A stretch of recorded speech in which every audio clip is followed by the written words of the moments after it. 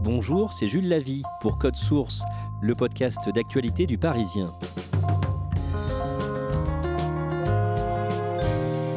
À peine arrivé dans le bureau ovale à la Maison-Blanche le mercredi 20 janvier, Joe Biden a pris une série de mesures symboliques, comme le retour des États-Unis dans l'accord de Paris sur le climat et au sein de l'OMS, l'Organisation mondiale de la santé. Épilogue d'une transition présidentielle chaotique, marquée par l'attaque du Capitole à Washington qui a fait 5 morts le 6 janvier. Code Source refait le film des événements de ces derniers mois avec Yona Elawa, la correspondante du Parisien à Washington. And it is now my great honor to introduce the President-elect of the United States of America, Joe Biden. Yona Elawa, le soir du samedi 7 novembre, Joe Biden et Kamala Harris sont à Wilmington, dans le Delaware, au quartier général du candidat démocrate, et ils prononcent leur discours de victoire à la tribune devant leurs militants. Spread it. Spread the faith. God love you all. May God bless America. Ce soir-là, c'est un peu l'aboutissement, si vous voulez, de plusieurs jours de suspense. L'élection a eu lieu le mardi 3 novembre, et donc il a fallu attendre le samedi pour obtenir le nom du vainqueur. Donc à Wilmington, il y a déjà eu plusieurs soirées avant ce soir-là où les militants ont attendu les résultats, et là, c'est enfin la bonne.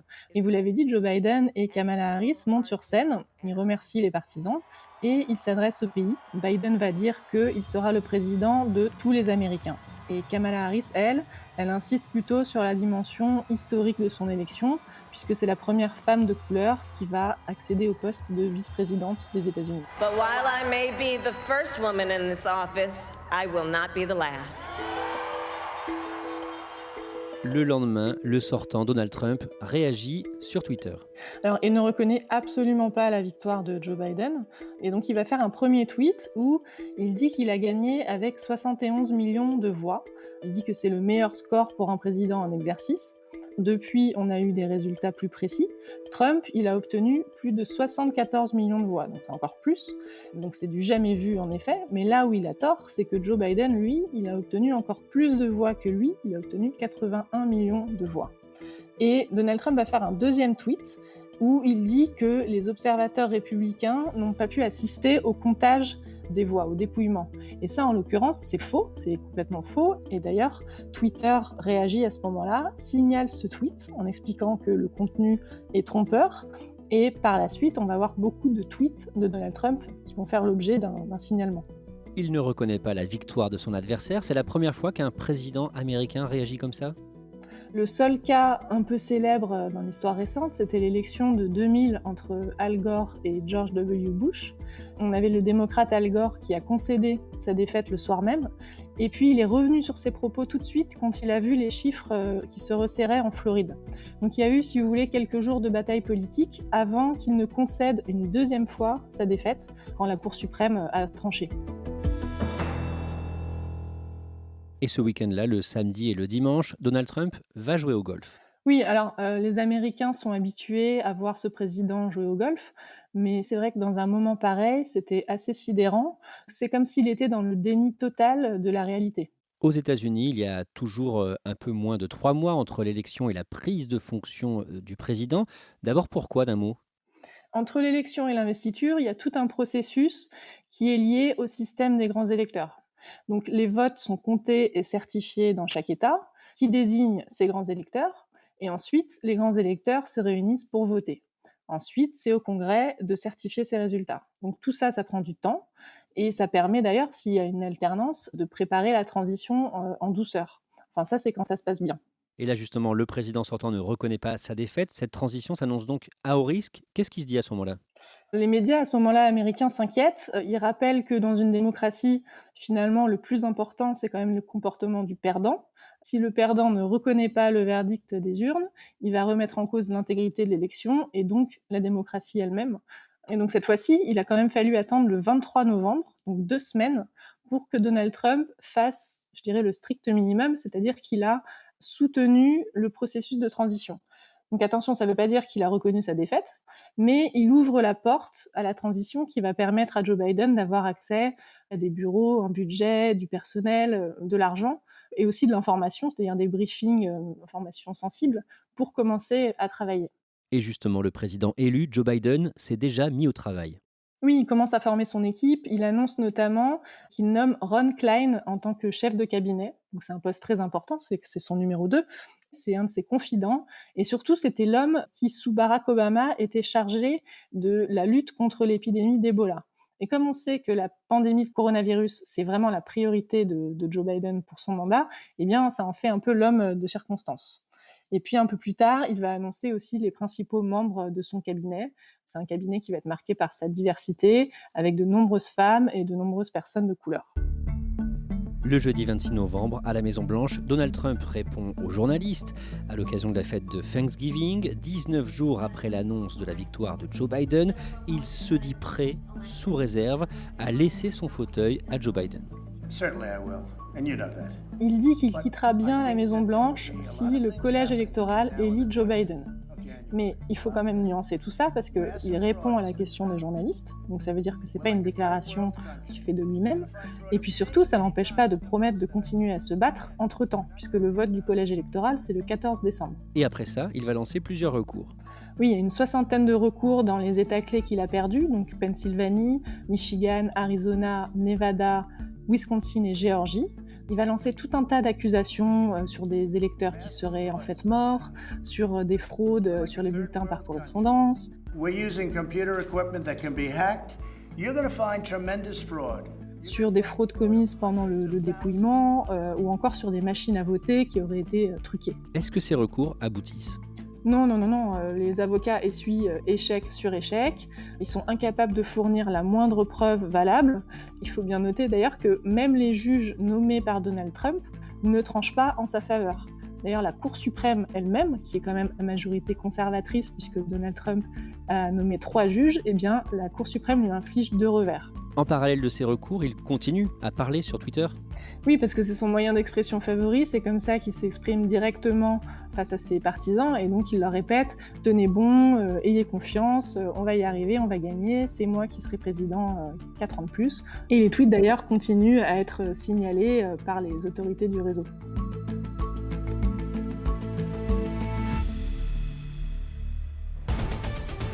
Melissa, the Secretary of State for the state of California has just tallied the votes of the state's 55 electors for Joe Biden and Kamala Harris. Le 8 décembre, les résultats du scrutin du 3 novembre sont certifiés par les 50 États et le lundi 14 décembre, sans surprise, les grands électeurs désignés élisent officiellement Joe Biden président des États-Unis. Oui, en fait, les dates que vous citez là, normalement, ce sont des dates purement formelles. Ce sont des étapes sur lesquelles les médias ne s'attardent pas.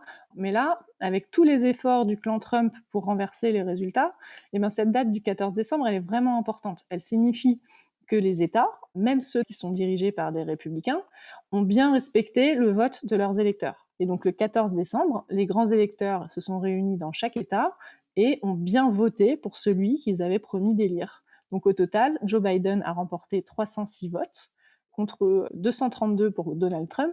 C'est exactement le même chiffre qu'avait obtenu Donald Trump en 2016 face à Hillary Clinton. Le soir même, Joe Biden prend la parole de sa ville de Wilmington dans le Delaware. The integrity of our elections remains intact. Now it's time to turn the page, as we've done throughout our history, to unite, to heal.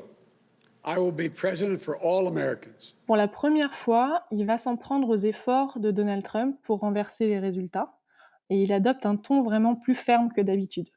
Il va dire que la démocratie a été, je cite, poussée, testée, menacée, mais qu'elle s'est montrée résiliente, vraie et forte. Et il dit encore, la flamme de la démocratie a été allumée il y a longtemps dans cette nation, et désormais, on sait que rien, ni une pandémie, ni un abus de pouvoir ne peut éteindre cette flamme. Donald Trump ne veut toujours rien lâcher et le samedi 2 janvier, il passe même un appel à un haut responsable républicain de Géorgie. Il lui demande de trouver les quelques 12 000 bulletins de vote manquants pour lui faire gagner cet État.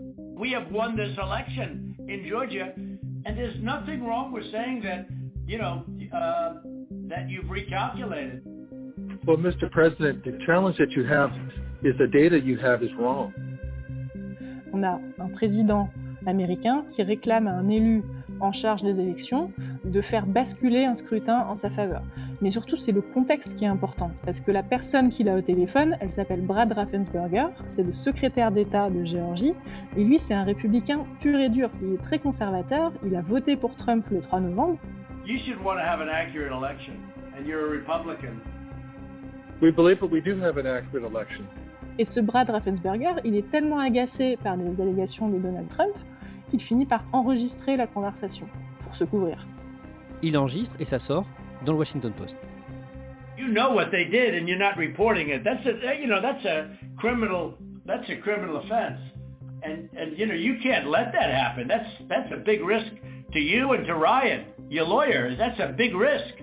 Gros scandale, puisque évidemment la conversation entière a été à la fois en audio et à la fois retapée sur tous les sites internet, donc on a pu avoir accès au contenu entier de la conversation qui est parfois lunaire entre les deux hommes. C'est problématique parce que 3 jours plus tard, le 5 janvier, il y a justement des élections importantes en Géorgie. Oui, il y a 2 deuxièmes tours qui sont organisés pour des sénatoriales, et l'enjeu de ces élections, c'est la future majorité au Sénat. C'est super important pour les républicains parce qu'ils espèrent pouvoir bloquer l'agenda de Joe Biden. Et donc le problème en faisant ça, c'est que Donald Trump a jeté le discrédit sur l'élection et sur les autorités électorales. Il a finalement dit à ses partisans « les élections sont truquées, le système est truqué ». Et ses partisans se disent « mais à quoi bon d'aller voter puisque les dés sont pipés de toute façon ?» Et donc résultat, les 2 sièges ont été remportés par les démocrates et Joe Biden se retrouve avec à la fois une Chambre des représentants et un Sénat à majorité démocrate, donc de son côté. On en arrive au mercredi 6 janvier. D'abord, que se passe-t-il ce jour-là? Pourquoi c'est une date importante? C'est une date importante parce que c'est le jour où le Congrès américain certifie la victoire du président. Concrètement, ça veut dire qu'il valide les votes de chaque État et c'est le vice-président en exercice, donc ici Mike Pence, qui doit présider la certification. Le problème, c'est que Donald Trump, il compte sur Mike Pence pour refuser la certification des résultats.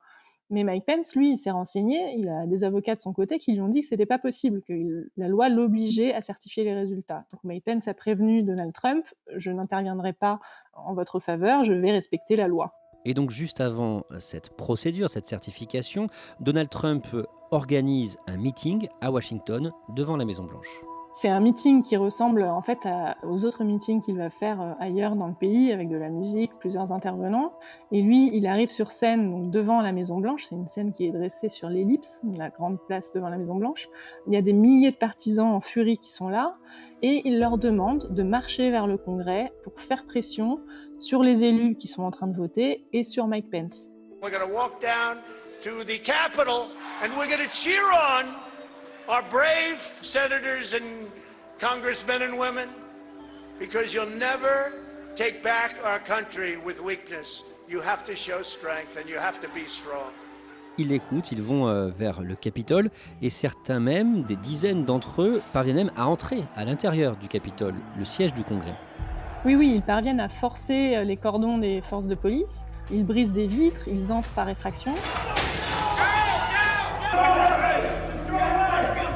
On assiste à des scènes incroyables avec des assaillants qui parviennent jusqu'au bureau de Nancy Pelosi, c'est la patronne démocrate de la Chambre des représentants, et jusqu'à l'enceinte du Sénat où certains s'assoient sur le siège que Mike Pence occupait encore quelques minutes avant. No, this is our chair. I agree with you, brother, but it's not ours. It belongs to the Vice President of the United States. Donc Mike Pence, lui, il va être évacué dans un lieu sûr.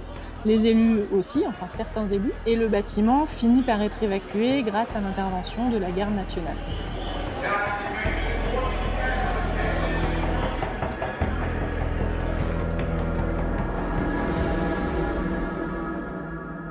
Le bilan est lourd, 5 personnes sont tuées. Oui, il y a une femme de 35 ans qui s'appelle Ashley Babbitt. Elle fait partie des assaillants et elle est tuée par balle alors qu'elle essaie d'entrer dans le couloir où se trouvent les bureaux de Nancy Pelosi. Il y a aussi un policier qui s'appelle Brian Sicknick, il a 42 ans, et lui, il meurt des suites de ses blessures après avoir été frappé avec un extincteur. Et puis il y a 3 autres personnes qui sont mortes, des pro-Trump, qui sont victimes de ce que les autorités ont appelé des urgences médicales. Donc on a un homme qui a eu une crise cardiaque, un autre qui a eu un AVC, et une femme qui a été écrasée visiblement dans un mouvement de foule. Que fait Donald Trump à ce moment-là ? Alors Donald Trump, il est devant sa télé, il est complètement happé par ce qu'il voit. Ses proches lui demandent de réagir, au début en tout cas sans trop de succès. Il faut que Joe Biden fasse une intervention lui-même en vidéo. I call on President Trump to go on national television now. Pour demander à Donald Trump de prendre la parole et d'appeler à cesser les violences pour que Donald Trump finalement réagisse. Donc il enregistre une vidéo, il demande aux assaillants de rentrer chez eux. You have to go home now. We have to have peace. Mais quand même, il y a deux choses à retenir de cette vidéo, c'est que 1, il répète que l'élection lui a été volée. We had an election that was stolen from us, and everyone knows it, especially the other side. Il leur dit aussi « on vous aime ». Ça a choqué beaucoup de monde. Et il y a ensuite d'autres messages qu'il va diffuser sur les réseaux sociaux, notamment un où il dit « Voilà ce qui arrive lorsqu'une victoire électorale par raz-de-marée est vicieusement arrachée à de grands patriotes qui ont été mal et injustement traités depuis longtemps. Retournez chez vous dans l'amour et la paix, rappelez-vous de cette journée pour toujours. » Alors là, Twitter et Facebook vont réagir, ils vont bloquer plusieurs de ces messages avant de carrément bloquer son compte de façon temporaire. Yona Elawa, malgré ces violences dans les heures qui suivent, le Congrès continue le travail de certification du vote des grands électeurs. Oui, une fois que la sécurité est revenue dans l'enceinte du Capitole, Nancy Pelosi, elle appelle à reprendre la certification immédiatement. Donc il faut montrer que la démocratie continue de fonctionner, c'est un symbole qui est important. Donc les élus se réunissent à nouveau, ils reprennent le vote, ça se passe pendant la nuit. The votes for President of the United States are as follows. Joseph R. Biden Jr. of the state of Delaware has received 306 votes. Et il faut quand même noter qu'une dizaine d'élus républicains vont voter contre la certification dans certains États. Et ça, c'est le début de division au sein du parti républicain, entre ceux qui disent « ça suffit, Trump on n'en peut plus », et ceux qui continuent à suivre Trump dans ses mensonges, parfois d'ailleurs par calcul électoral. Après l'attaque du Capitole et ses 5 morts, Yona Elawa, vous avez pu parler à des supporters de Donald Trump. Le lendemain, moi, je suis allée me promener du côté du Capitole et j'ai rencontré notamment 3 pro-Trump qui étaient venus manifester la veille, sans entrer pour autant dans le Capitole, ils sont restés sages. Et il y a plusieurs choses qui ressortent. La première, c'est que tous sont persuadés d'être du bon côté de la barrière. C'est lié au mensonge originel de Donald Trump, qui est que les élections auraient été volées. On sait que c'est faux, mais eux, ils y croient dur comme fer, et à partir de là, ils ont l'impression de se battre pour une cause qui est juste. La deuxième chose, c'est qu'ils n'ont pas l'air d'avoir bien saisi la gravité de ce qui s'est passé la veille. Beaucoup m'ont parlé des manifestations Black Lives Matter de l'été précédent, des pillages, et puis ils m'ont dit qu'en comparaison, les assaillants du Capitole, finalement, n'avaient que brisé quelques carreaux. Il y en a certains qui m'ont même dit que c'était les antifas déguisés en trumpistes qui étaient responsables des violences. Et ça, c'est une théorie du complot qui circule pas mal encore maintenant. Et la dernière chose, c'est que Trump fait vraiment l'objet d'une adoration auprès de certains de ses partisans. Les hommes à qui j'ai parlé, ils ont voté républicain, mais en fait, ils s'en fichent de l'affiliation à un parti. J'en ai d'ailleurs un qui m'a dit qu'il allait redevenir indépendant, parce qu'il est dégoûté par le comportement du parti. Pour lui, le parti n'a pas été suffisamment fidèle à Donald Trump. Même chose pour Mike Pence, qui devient une sorte d'ennemi à leurs yeux. Mais au-delà de ces électeurs trumpistes, j'imagine que le pays est sous le choc. Que dit la presse, par exemple ? Oui, le pays est sous le choc et le pays met même un petit peu de temps à réaliser ce qui s'est passé, c'est-à-dire qu'au fur et à mesure des heures et des jours, on commence à employer certains mots comme le mot de tentative de putsch, de tentative de coup d'État. Ce sont des mots qui sonnent un peu bizarres dans une démocratie aussi grande que celle des États-Unis, mais il faut bien admettre que finalement ce sont peut-être les mots appropriés pour ce qu'il s'est passé. Plusieurs élus, y compris des républicains, demandent à ce que Donald Trump cesse de gouverner immédiatement, que l'on n'attende même pas la passation de pouvoir du 20 janvier.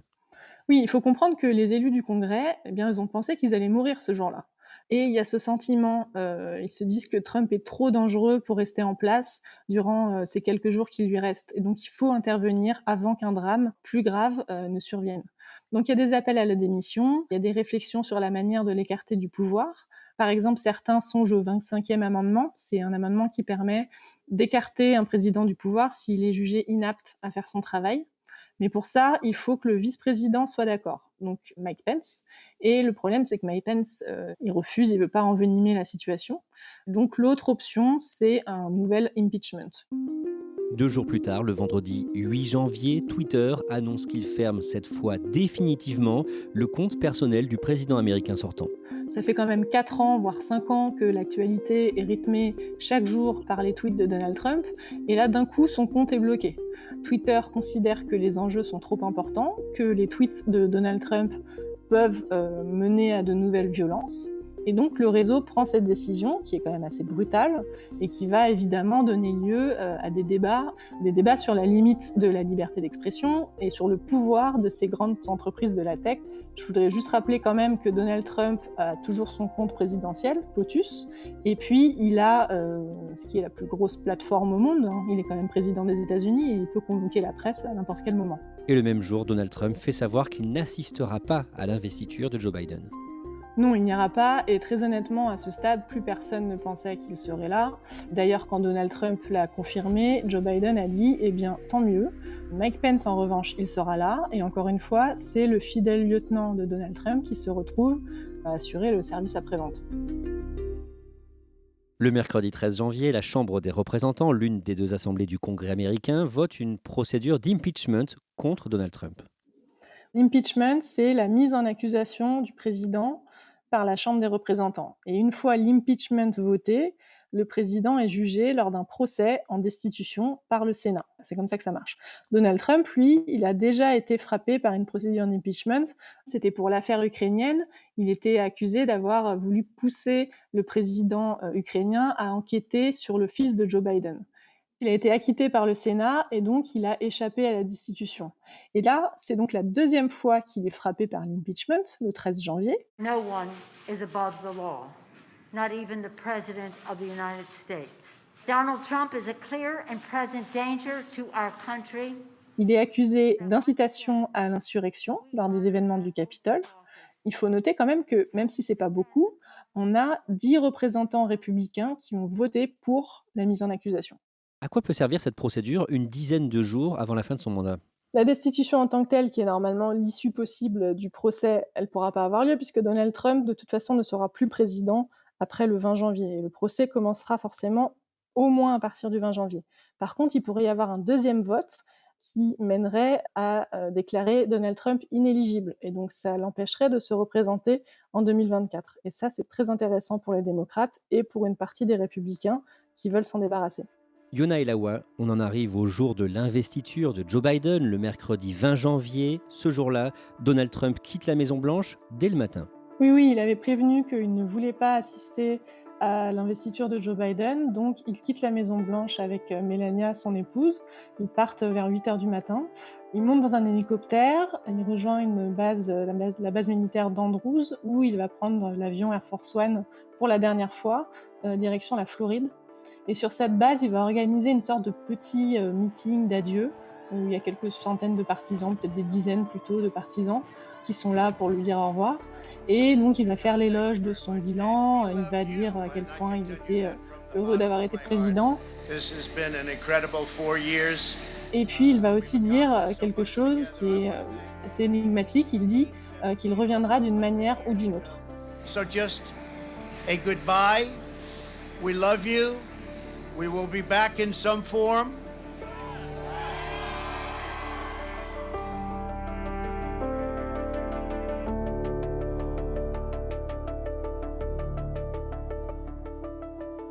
Ladies and gentlemen, here for the singing of our national anthem. Alors décrivez-nous justement cette cérémonie d'investiture. C'est assez émouvant, il y a quelques moments très forts, comme le moment où Lady Gaga commence à chanter l'hymne national américain.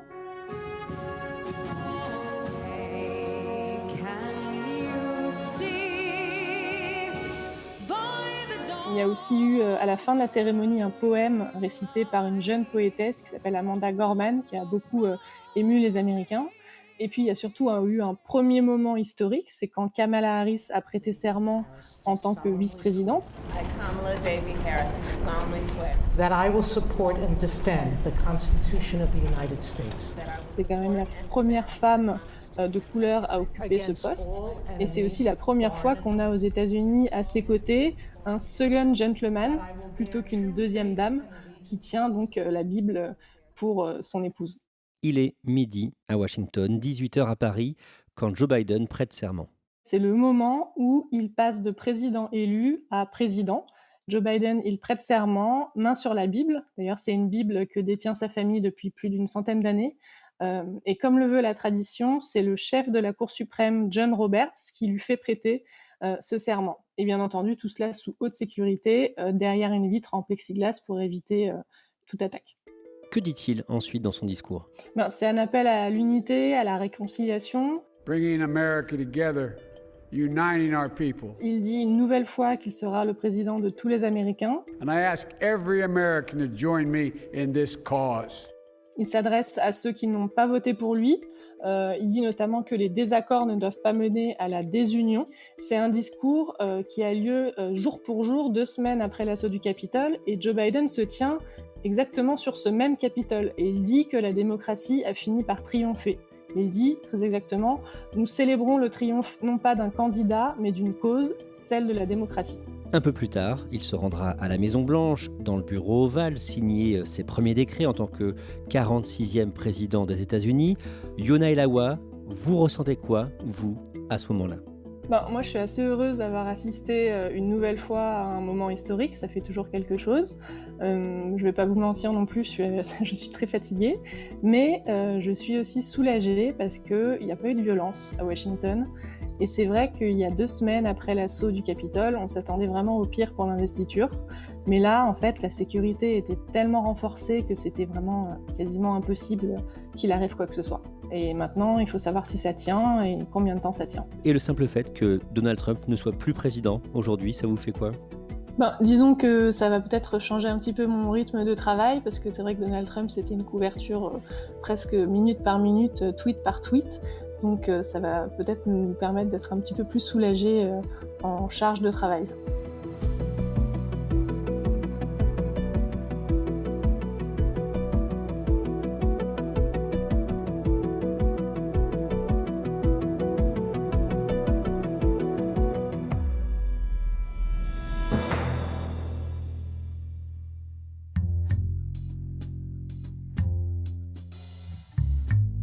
Merci à Yona Elawa. Cet épisode a été conçu et préparé par Sarah Amni, production Marion Botorel et Thibault Lambert, réalisation Julien Moncouquiol. N'hésitez pas à nous écrire codesource@leparisien.fr ou à nous interpeller sur les réseaux. Code Source est le podcast d'actualité du Parisien, disponible chaque soir du lundi au vendredi. Pour ne rater aucun épisode, abonnez-vous sur Apple Podcast ou Google Podcast par exemple. Et puis si vous aimez Code Source, dites-le nous en laissant des petites étoiles ou un commentaire sur votre application préférée.